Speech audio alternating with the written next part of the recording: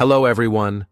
Welcome back to the English Globe, your go-to podcast for learning English and having interesting conversations on topics that are important for both language learners and anyone looking to improve their lives.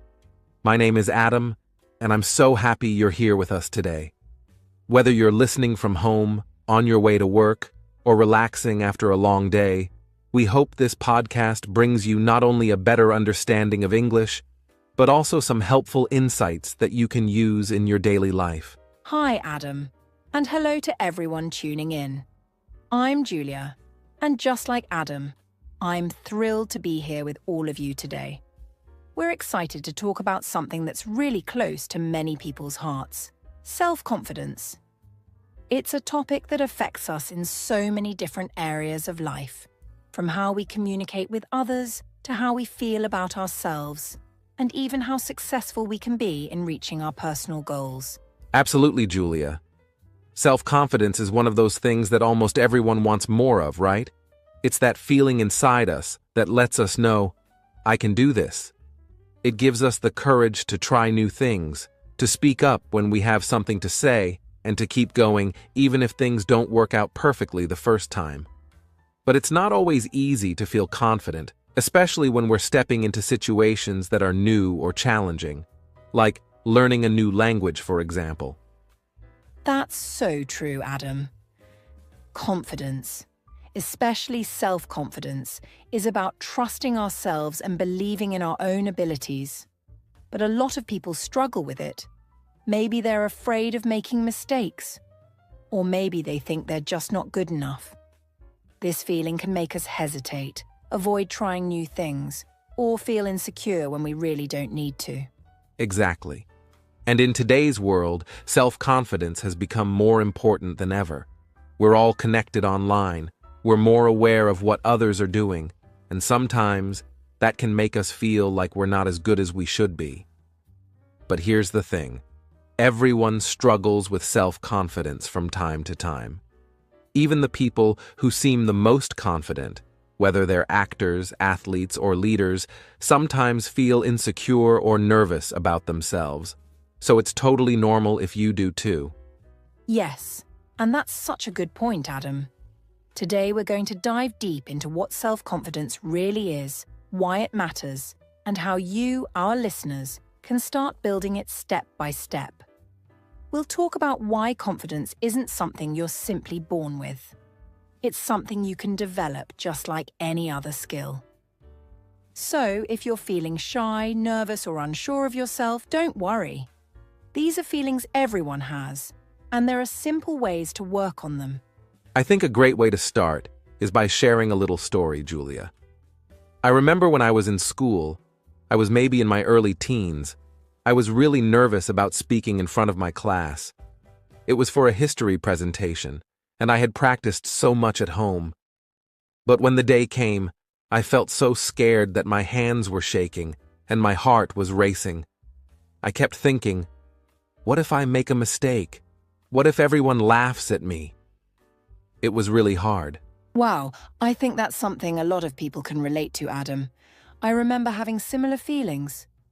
What did you do to get through it? Well, I took a deep breath, looked around the room and told myself, okay, it's okay to feel nervous, but I've practiced. I know my material. Then, I started talking, and with each sentence, I felt a little more comfortable. By the end, I was actually enjoying sharing what I'd learned. That experience taught me something important. Confidence doesn't mean you don't feel nervous. It means you go ahead and try, even if you're a bit scared. And each time you try, it gets a little easier. That's a great example, Adam. It really shows how confidence is built over time. I remember too, when I first started learning English, I was so afraid of making mistakes. I thought, what if I say the wrong word? Or what if people don't understand me? But then I realized that even native speakers make mistakes. And making mistakes is actually part of learning and growing. The more I practiced, the more confident I felt, even when I made small errors. Exactly, Julia. And that's a message we really want to share with our listeners today. Building self-confidence is a journey. It's about taking small steps, practicing, and learning to be kind to yourself. We'll be sharing some simple, practical tips that anyone can try. Ways to feel a little braver, a little stronger, and more sure of yourself in different situations, especially if you're learning English or trying new things. Yes. So, if you're listening to this and you feel like you need a boost in self-confidence, stay with us. We're going to explore ways you can start to feel more confident, one step at a time. And remember, you're not alone in this journey. That's right, Julia. So, let's get started on our journey to building self-confidence. Are you ready? Ready, let's dive in. All right, everyone. Now that we've had a chance to introduce the topic and share some personal stories, let's take a deeper dive into understanding self-confidence. So, what exactly does self-confidence mean? Well, in simple terms, self-confidence is the feeling that you can trust and believe in yourself. It's knowing that you have the ability to handle whatever life throws at you, whether it's a small task or a big challenge. When you have self-confidence, you feel sure about your abilities, and you believe that you can succeed in things you try. It doesn't mean that you always know everything or never make mistakes. Rather, it's the belief that, even if you do make mistakes, you can still handle them and learn from them. Yes, Adam, that's such a clear explanation. And I want to add that self-confidence is also about how you view yourself. It's the way you think about your worth as a person. People with self-confidence often feel good about who they are, and they don't need others to constantly tell them that they're doing well or that they're worthy. They believe it themselves. But that doesn't mean they never have doubts. In fact, most confident people still face moments of insecurity. Confidence is more about the overall feeling that you are capable and you trust your abilities to deal with whatever comes your way. Absolutely, Julia. And now that we know what self-confidence is, let's talk about some of the common causes of low self-confidence. For many people, low self-confidence doesn't just happen for no reason. It can come from experiences or situations that make us feel insecure, uncertain, or even afraid. For example, a person might have low self-confidence if they've been criticized or made to feel not good enough by others. Maybe it's something that happened in childhood, where a parent, teacher, or peer said something negative, and that person internalized those words, believing them to be true. Or perhaps someone has faced failure in the past, whether in school, work, or personal relationships, and now they feel unsure about their abilities to succeed in the future. That's a really important point, Adam. Our past experiences can have a huge impact on our confidence. Even small comments or events can stay with us for a long time and affect the way we see ourselves. For example, someone who has been made fun of for their appearance or accent may begin to feel insecure every time they look in the mirror or speak in front of others. It's also common for people to compare themselves to others.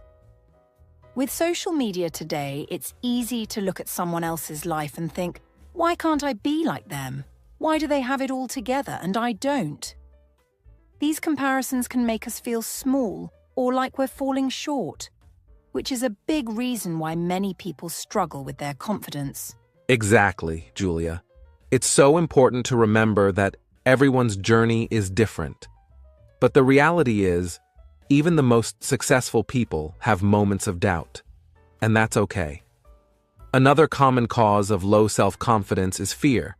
Fear of failure, fear of being judged, or fear of not meeting expectations.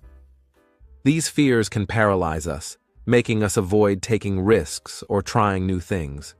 For example, someone might avoid public speaking because they fear making a mistake in front of others. Or they might hesitate to apply for a job because they fear they won't be good enough. These fears are completely natural, but they can hold us back from reaching our full potential. That's a great point, Adam. Fear can make us feel like we're not capable of handling certain situations, and it can really damage our confidence. But I want to remind everyone that these feelings of fear and doubt are normal. It's normal to feel nervous before doing something new or challenging. It doesn't mean you don't have confidence, it just means you're human. Everyone feels nervous or insecure sometimes, and that's okay. The key is learning how to deal with those feelings and not let them stop you from moving forward. Exactly, Julia. And this brings me to an important part of today's podcast. It's important for everyone to understand that it's normal to struggle with self-confidence sometimes. There's no one in the world who feels confident all the time. There are days when you might feel on top of the world, and other days when you might doubt yourself. That's completely normal. Even the most successful people, the ones who seem to have it all together, have moments of low self-confidence. And the good news is, we can all improve our confidence with the right mindset and actions. Yes, and I think this is a really important message to share with our listeners. No matter where you are on your confidence journey, it's okay to have moments of doubt. Everyone experiences it. What matters is how you handle those moments. It's about being kind to yourself, recognizing that everyone has ups and downs and taking small steps to improve. Confidence doesn't happen overnight, it's something you build over time. The more you work on it, the easier it becomes. Exactly, Julia. And we're here to tell you that you can improve your self-confidence. Just because you may not feel confident today doesn't mean you won't feel confident tomorrow or in the future. In the next sections, we'll talk about practical ways you can start building your confidence day by day. But for now, just remember that it's okay to struggle sometimes. The most important thing is that you don't give up on yourself. Absolutely, Adam. So, let's remember, self-confidence is all about believing in ourselves and trusting that we can handle life's challenges even when we feel uncertain. It's normal to have moments of low confidence, and it's completely okay to feel afraid or insecure sometimes. What's important is to recognize that everyone has those feelings, and it's possible to build your confidence step by step. So true, Julia. Now, let's move forward and explore some practical tips for how you can start building your confidence today. Stay tuned, everyone. Now that we've explored what self-confidence is and why it can be difficult to build, it's time to share some practical tips you can start using today. These tips aren't just ideas.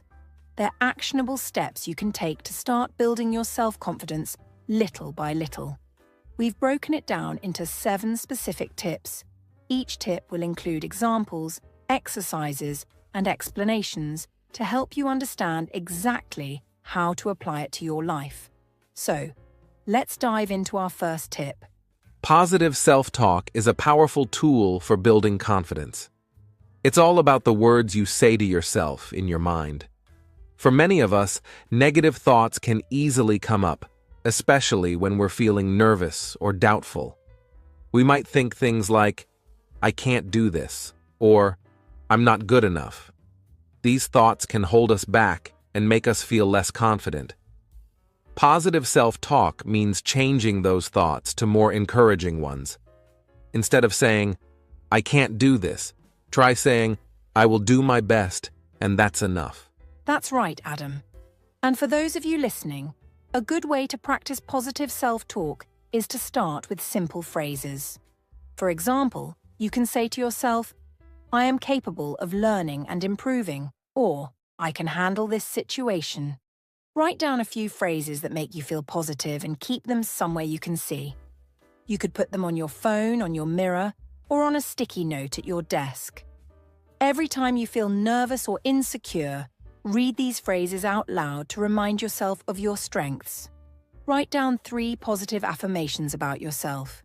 These could be statements like, "I am capable," "I am worthy of success," or "I have unique strengths that make me valuable." Say them to yourself each morning or whenever you need a confidence boost. Setting small goals is another great way to build self-confidence. When we accomplish something, no matter how small, it gives us a feeling of achievement. This sense of success can boost our confidence. So instead of aiming for a huge, difficult goal right away, try breaking it down into smaller steps. For example, if you're trying to learn English, instead of setting a goal to become fluent in 6 months, start with something like, I will learn 5 new words every day, or I will practice speaking for 10 minutes each day. These small goals are easier to achieve and still help you make progress. Yes, Adam. Small goals are more achievable, and each time you reach one, it builds your confidence to take on the next step.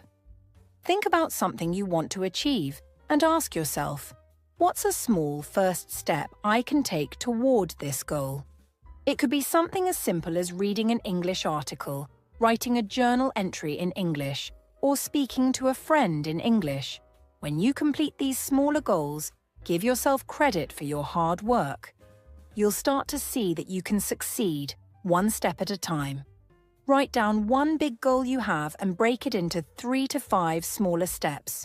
Work on completing each small step, one at a time. Celebrate your progress along the way. Celebrating small successes is essential for building confidence. Often, we focus so much on the things we haven't done that we forget to appreciate the things we have done. But each small success is a sign of progress and a reason to feel proud. For example, if you're learning English and you had a short conversation in English today, that's a success. It doesn't matter if it was just a few sentences, you did it, and that's something worth celebrating. Absolutely, Adam. Celebrating doesn't have to mean throwing a party. It can be as simple as telling yourself, "Good job," or rewarding yourself in a small way, like taking a break to do something you enjoy. Recognizing your accomplishments helps reinforce positive feelings and builds your confidence for future challenges. At the end of each day, write down one thing you accomplished, no matter how small. It could be as simple as completing a task, learning something new, or trying something difficult. Reflect on how you felt and give yourself a mental high five for each win. Everyone has strengths, even if we sometimes forget about them. Focusing on your strengths is a great way to build self-confidence because it reminds you of the things you're good at. Take some time to think about what you enjoy doing and what you're naturally good at. Maybe you're good at listening to others, solving problems, or staying organized. Whatever it is, focus on these strengths and remind yourself of them often. That's right, Adam. When we focus too much on our weaknesses, it can make us feel less confident. But when we remember our strengths, we feel more capable. A good way to do this is by making a list of your strengths. Look at this list whenever you need a confidence boost. You can even ask friends or family members to help you identify your strengths, as sometimes they see things in us that we may not see in ourselves. Write down 5 things you like about yourself or 5 things you're good at. Keep this list with you and add to it whenever you notice another strength. Read it whenever you need a reminder of your capabilities. Taking care of yourself physically, mentally, and emotionally can have a big impact on your self-confidence. When you feel good about yourself, it's easier to feel confident. Self-care can include things like getting enough sleep, eating well, exercising, and taking breaks when you need them. When we're tired or stressed, we're more likely to doubt ourselves. But when we're well-rested and relaxed, we feel stronger and more positive. Self-care is a powerful way to recharge and feel ready for the challenges of each day. It's not selfish to take time for yourself. In fact, it's necessary for building confidence. Think about what activities make you feel calm and happy, like reading, spending time with friends, or even taking a walk. Try to include these activities in your routine as a way of showing yourself that you're worth taking care of. Choose one self-care activity that you enjoy and schedule time for it each day. Whether it's a short walk, meditation, or a hobby you love, dedicate this time to yourself and make it a priority. The people around us can have a big impact on how we feel about ourselves. If you're surrounded by supportive, positive people, you're more likely to feel confident. On the other hand, if people around you are constantly negative or critical, it can be hard to feel good about yourself. Surrounding yourself with people who encourage and uplift you can make a big difference. Absolutely, Adam. It's important to seek out people who believe in you and who make you feel valued. If you have friends, family, or even teachers who are supportive, try to spend more time with them. They can remind you of your strengths and help you see the positive side when you're feeling down.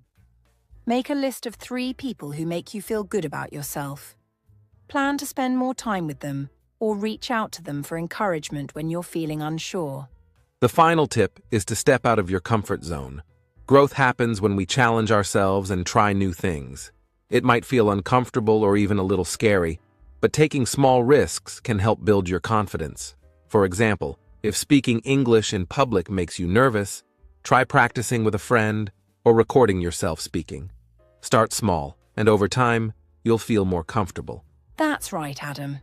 Each time we try something new, we learn that we're capable of more than we thought. It doesn't have to be a big step. Even small challenges like asking a question in English or introducing yourself to someone new can help expand your comfort zone and build your confidence bit by bit. Choose one small action that pushes you out of your comfort zone each day. It could be speaking to someone in English, trying a new activity, or learning something unfamiliar. Reflect on how you felt before and after taking this step. These are just some of the many ways you can work on building self-confidence. Remember, confidence isn't built overnight. It's something you can develop over time with patience and consistent effort. Exactly, Julia. Start small and keep practicing these tips. Each small step brings you closer to a more confident version of yourself. Now, let's talk about something that's often overlooked but plays a huge role in how confident we appear to others, and even how confident we feel inside. That's body language. Body language includes all the physical ways we communicate without words. It can send strong messages about our confidence, even before we say a single word. For example, the way we stand, the way we look at people, or even our facial expressions can all show others whether we feel sure of ourselves or not. Yes, Adam. And what's really interesting is that body language doesn't just communicate confidence to other people. It also sends messages to our own brains. When we adopt confident body language, we actually start to feel more confident inside. It's a bit like tricking our minds into thinking, hey, I look confident, so I must feel confident. This concept is backed by research and can really help when you're in situations that feel challenging or intimidating. That's a great point, Julia. Sometimes, even if we don't feel super confident, we can still act confident with our body language. And when we do, it can actually make us feel more at ease. Let's break down some simple body language tips that anyone can practice to appear and feel more confident. These are things we can all start doing, no matter where we are in our confidence journey. Ready for the first tip? Absolutely. Let's start with something fundamental. Standing straight. Standing straight or having good posture shows that you feel strong and balanced. When we stand up straight, with our shoulders back and head held high, we look and feel more confident. On the other hand, when we slump our shoulders or look down a lot, it can give the impression that we're unsure of ourselves. Try to be mindful of how you're standing, especially when you're in a situation where you want to feel more confident. That's right, Julia. And if this is a new habit for you, just remember to make small adjustments. You don't have to change everything at once. Start by practicing good posture for a few minutes at a time.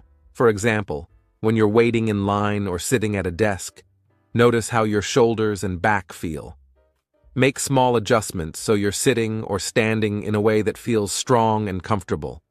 To practice, stand up straight, with your feet hip-width apart, shoulders back, and head held high.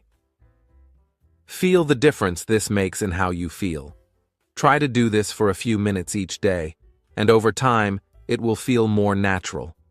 Now let's talk about another important body language tip: eye contact. When we make eye contact, we're showing others that we're engaged, open, and confident. Looking someone in the eye when you're talking to them can make your words more powerful and shows that you're really present in the conversation.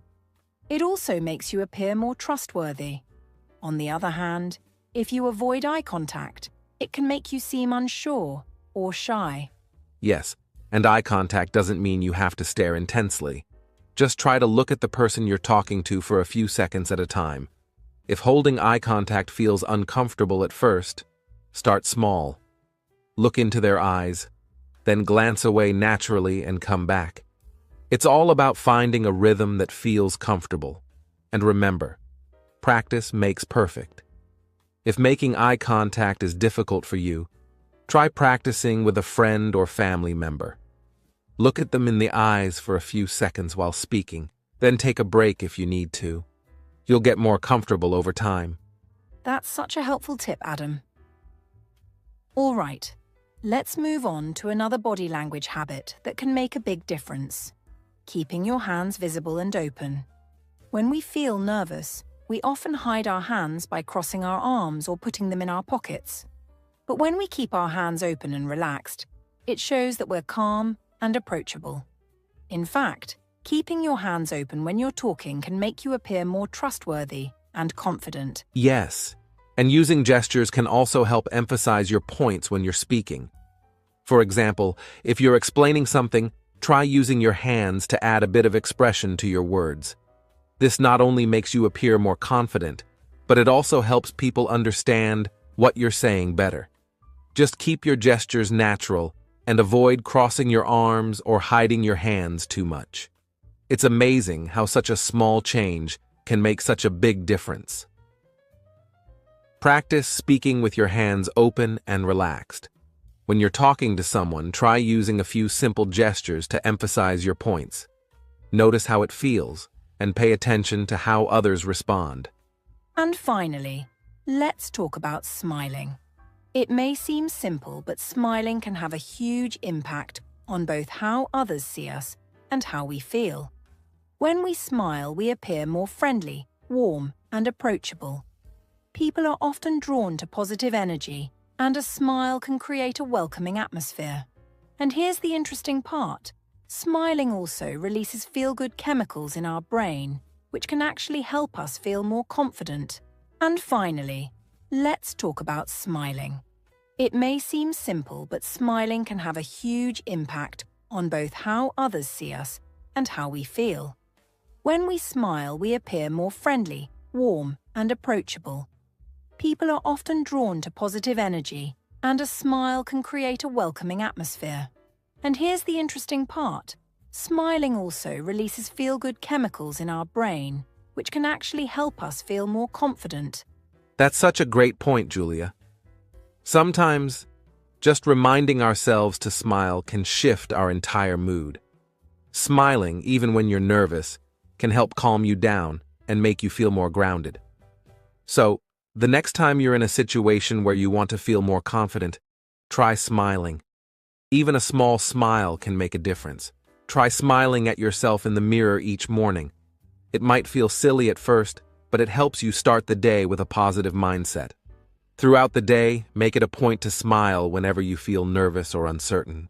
These are just a few simple body language tips, but they can really help change the way you feel about yourself and the way others see you. Remember, confidence isn't about being perfect. It's about showing up and doing your best. Body language is a tool that can support you in that journey, and it's something you can start practicing right now. Exactly, Julia. Body language is powerful, and it's something we can all use to feel a little more confident.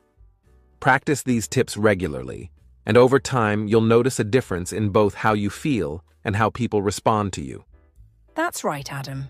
So, for everyone listening, we encourage you to try these small adjustments. Notice how they make you feel.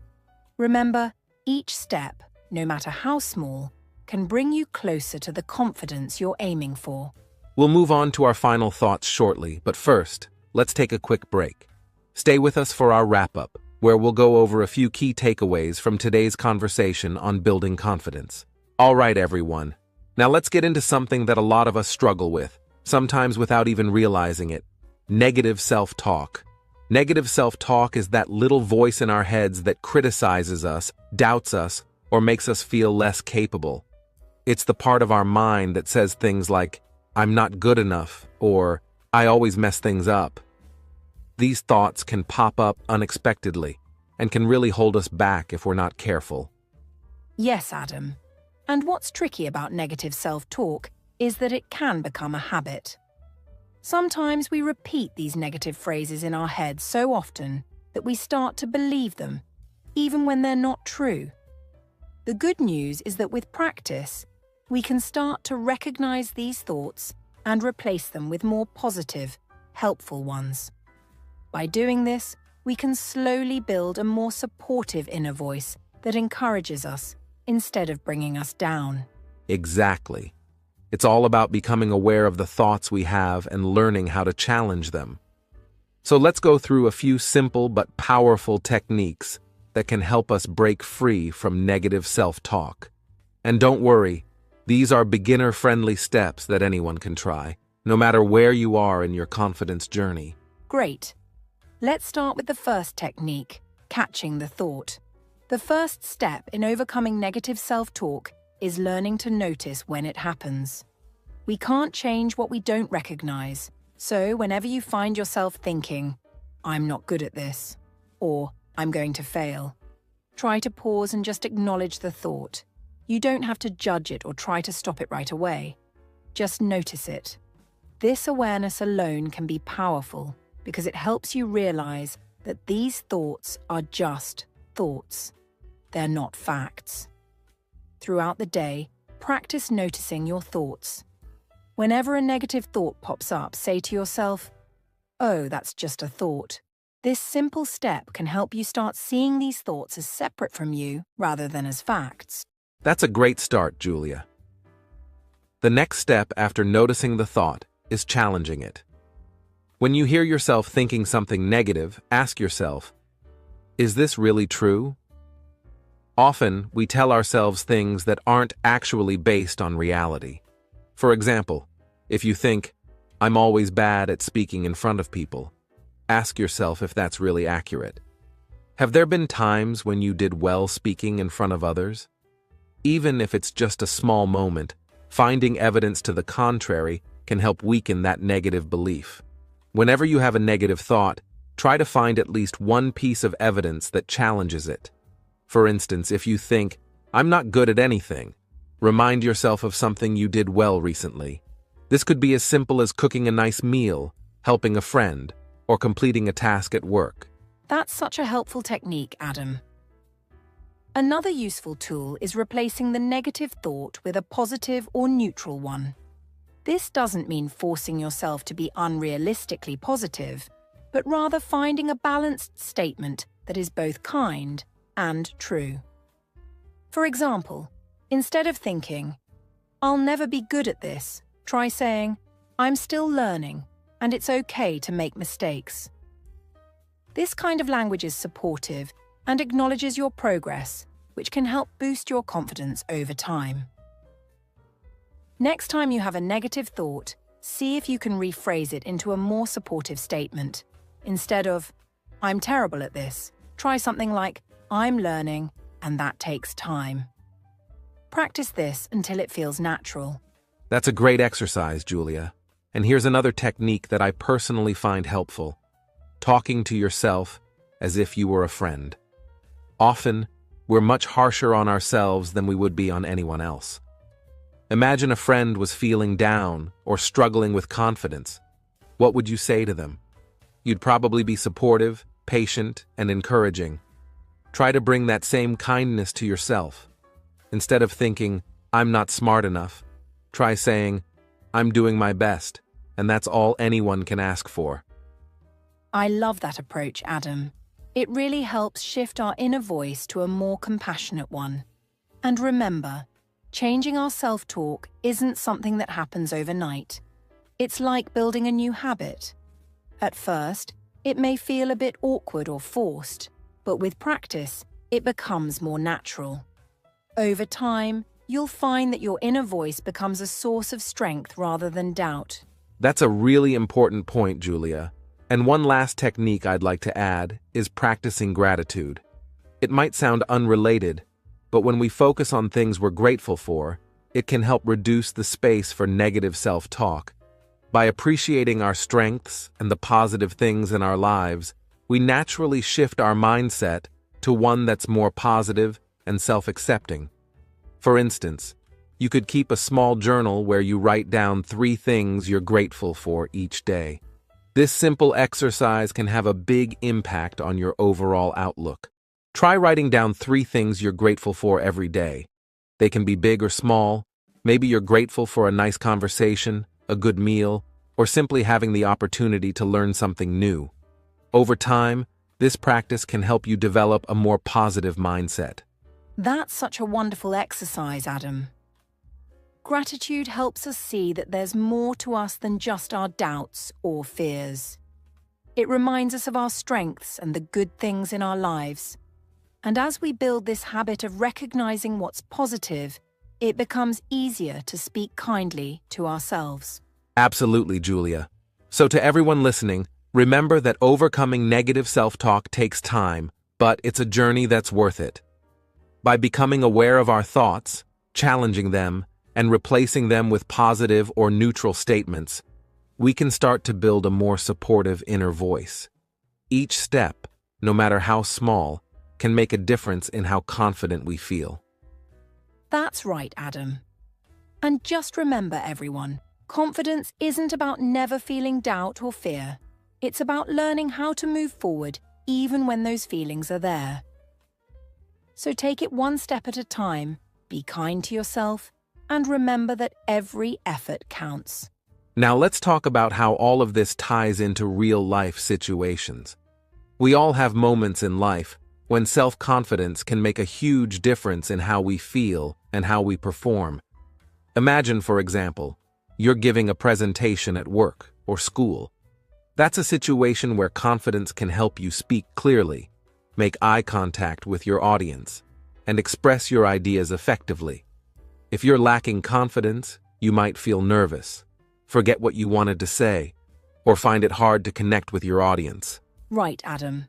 Presentations can be so nerve-wracking, especially if you're not used to speaking in front of people.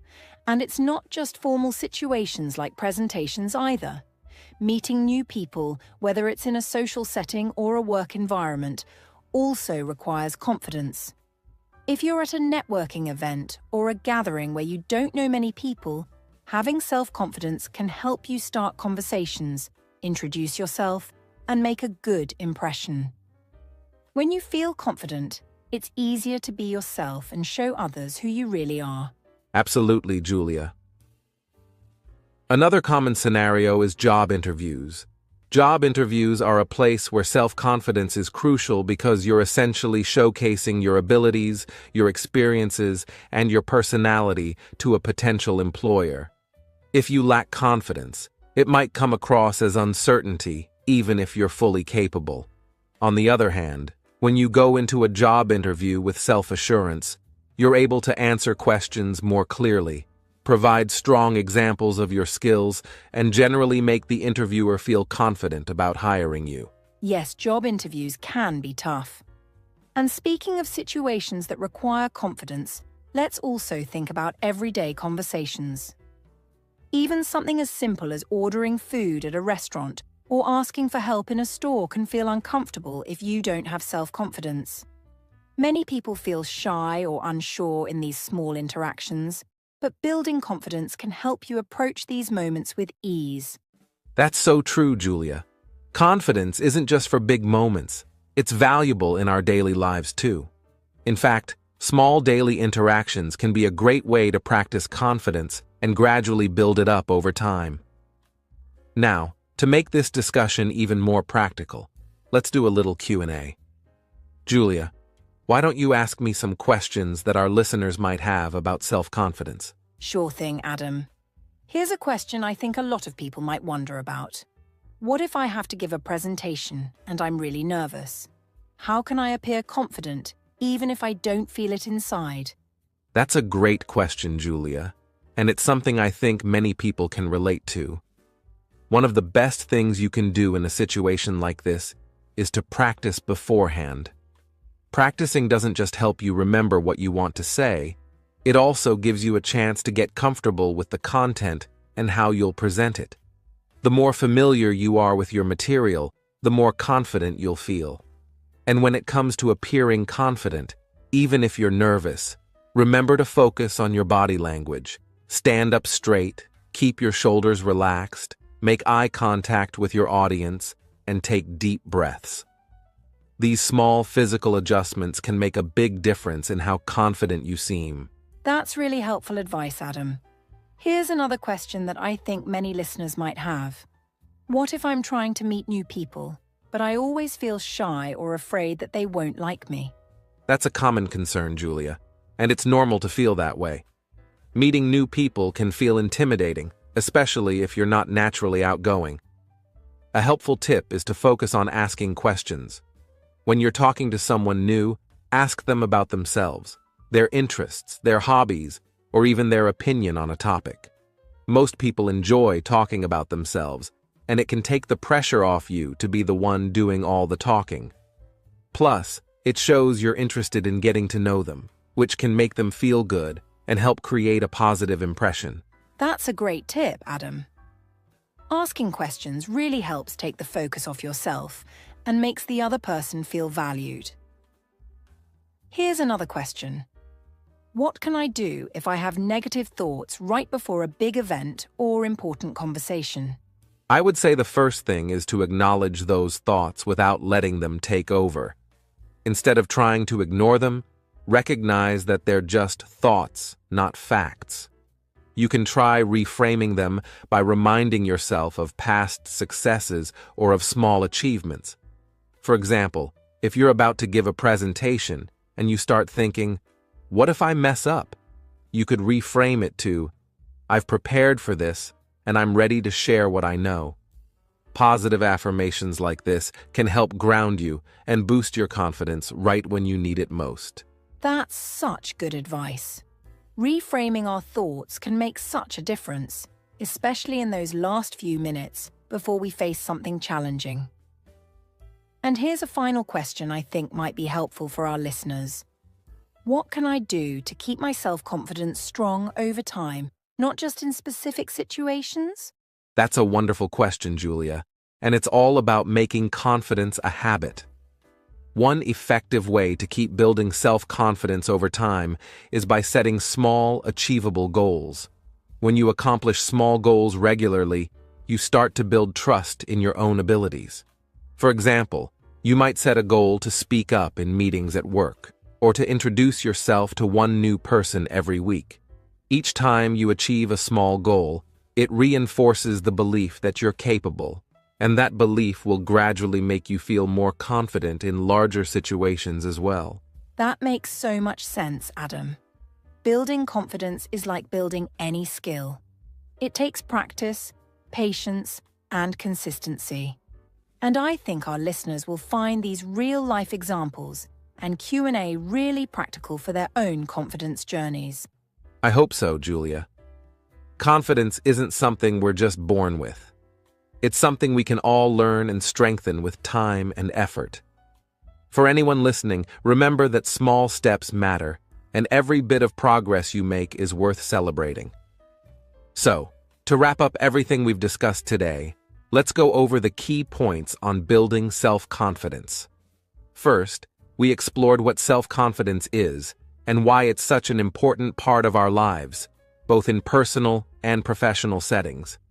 We also touched on the common causes of low confidence and how it's entirely normal to face those moments of self-doubt from time to time. Everyone experiences ups and downs, and that's okay. Then we dived into some practical, actionable tips that anyone can start using right away. We talked about how practicing positive self-talk can change your inner dialogue and help shift those negative thoughts into supportive ones. We emphasized setting small, realistic goals to keep you moving forward step by step. And, of course, celebrating small successes can reinforce a positive self-image and motivate you to keep pushing yourself further. Right, Julia. We also discussed the importance of focusing on your strengths instead of dwelling on what you think you lack. Remember, everyone has unique talents and qualities. Practicing self-care was another big tip, reminding you to take care of your physical and mental well-being, because that foundation really supports your confidence. Surrounding yourself with supportive people who lift you up and encourage you was another tip that can make a huge difference. And we can't forget stepping out of your comfort zone. Growth happens when we challenge ourselves, even if it's just one small step at a time. We also touched on body language and how it can reflect and even enhance our self-confidence. Simple changes like standing up straight, making eye contact, and speaking clearly can help you come across as more confident, even if you're feeling nervous inside. Remember, these small physical cues send messages not only to others, but also to yourself, building that internal sense of self-assurance. And finally, we looked at some real-life scenarios to show how confidence can help in different situations, like giving a presentation, meeting new people, or going for a job interview. With each scenario, we saw how these tips can be applied practically to boost confidence when it's needed most. Our little Q&A also helped answer some common questions on how to deal with nervous thoughts or how to keep up confidence over time. So, as a final message to all our listeners, we want you to remember that building self-confidence is a journey. It doesn't happen overnight, but every step you take, no matter how small, brings you closer to a more confident, empowered version of yourself. Confidence isn't about perfection. It's about growth, patience, and resilience. Believe in yourself. Keep practicing these tips, and don't be afraid to push beyond what feels comfortable. Progress, not perfection, is the goal here. That's so well said, Julia. For those of you listening, remember that self-confidence is like any other skill. The more you practice, the stronger it gets. You have all the tools you need to take the first step, and we're here cheering you on every bit of the way. Keep working on it, keep moving forward, and don't be discouraged if things don't change immediately. Trust the process, and over time, you'll see the positive impact of these practices on your life. Absolutely, Adam. And as you continue on your journey, don't hesitate to revisit this episode anytime you need a reminder or a bit of motivation. And of course, if you enjoyed today's episode, we'd love for you to subscribe to our channel, The English Globe, for more helpful and motivating content. We're here to help you build not only your English skills, but also your confidence and mindset. Thank you so much for joining us today. Remember, self-confidence is within your reach, and with each small effort, you're making a big difference in your life. Take care, keep practicing, and we look forward to seeing you in the next episode. Goodbye, everyone. And don't forget to subscribe, share, and leave a comment if you found this episode helpful. We'd love to hear your thoughts and any experiences you have on your journey to building confidence. See you next time on The English Globe.